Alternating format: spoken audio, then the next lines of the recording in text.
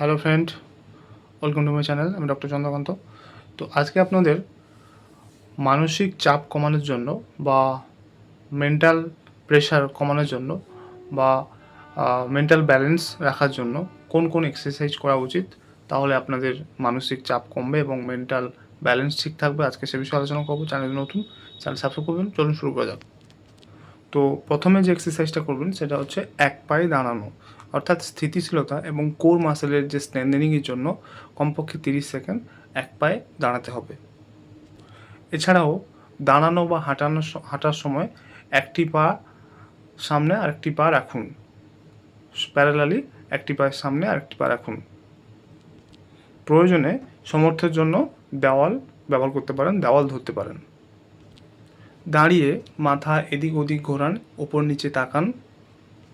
এছাড়াও মানসিক চাপ কমাতে, মেন্টাল প্রেশার কমাতে, মেন্টাল ব্যালেন্স রক্ষা করার জন্য আপনার তাইচি বা ধীর ও নিয়ন্ত্রিত সঞ্চালনে নিযুক্ত হন, যোগা করুন, যেটা বডি পশ্চারের সঙ্গে নিবন্ধিত শ্বাস প্রশ্বাসকে ত্বরান্বিত করে, সমন্বিত করে। এছাড়াও স্নায়ুকে শান্ত রাখার জন্য আপনাদের ব্রিদিং এক্সারসাইজ করতে হবে, ডিপ ব্রিদিং এক্সারসাইজ করতে হবে। 4-7-8 টেকনিক।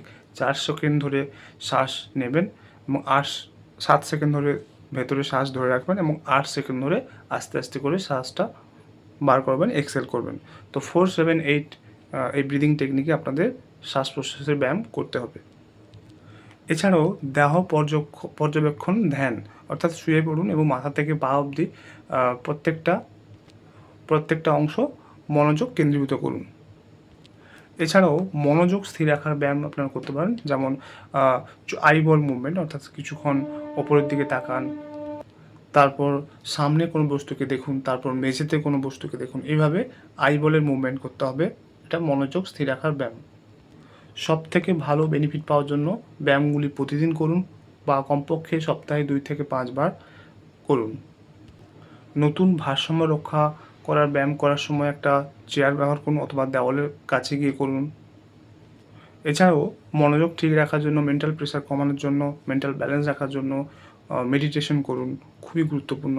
তো আজকে জানলেন যে মেন্টাল প্রেশার কমানোর জন্য, মেন্টাল ব্যালেন্স রাখার জন্য কী কী এক্সারসাইজ আছে। এগুলো করলে অবশ্যই ভালো ফল পাবেন, তবে রেগুলার করতে হবে। তো আজকের ভিডিও এই পর্যন্ত। চ্যানেল নতুন, চ্যানেল সাবস্ক্রাইব করবেন, লাইক করবেন। Thank you for watching.